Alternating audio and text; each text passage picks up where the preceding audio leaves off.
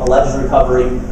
Every time some new program gets implemented, what do they say? They say, not since the 1930s has the federal government done such and such, or not since the 1930s has the Federal Reserve gone to these lengths.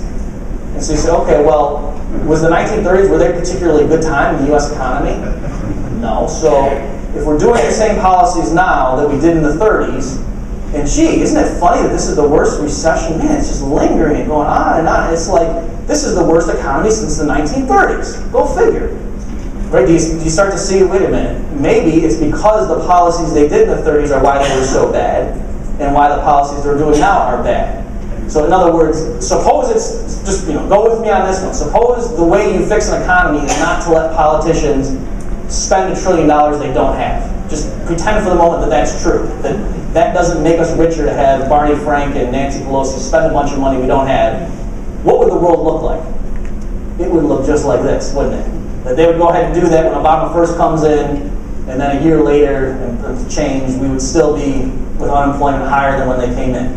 And they would still be saying, oh, it looks like we need a second round of stimulus because that first round didn't get the job done. Right? So it would be as if someone were sick medically, and the doctors kept injecting poison into the person because they falsely believed it was a cure, and the patient just kept getting worse and worse, just not recovering for months and months and months. And they just went, geez, this guy was sicker than we thought. And they just kept pumping in more and more poison. Right? That's what the Austrians say is going on now. It happened in the 30s, and it happened now. That, again, it's no coincidence that the 1930s, we all know from our history books, it's incontrovertible, even Keynesian would admit this, that during the 30s, that was the most interventionist the U.S. government has ever been. That was the closest to outright socialism. Well, I guess you say World War II, actually, that the controls there over the economy. It was the closest to outright central planning the U.S. has ever been. And that was also the worst, hands-down economy that we've ever experienced. And then now, a little bit, some economists would differ, but clearly what we're going through lately, one of the worst economies in our history, and again, one of the periods in which the government was the most interventionist. Now, of course, somebody like Paul Krugman, for those of you who don't know him, he's a Nobel Prize-winning economist, writes for the New York Times, not a fan of Austrian economics, is Paul Krugman.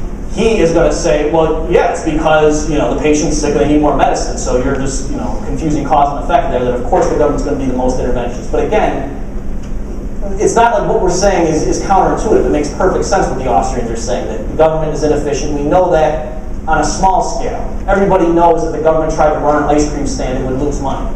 Right? Everyone knows that.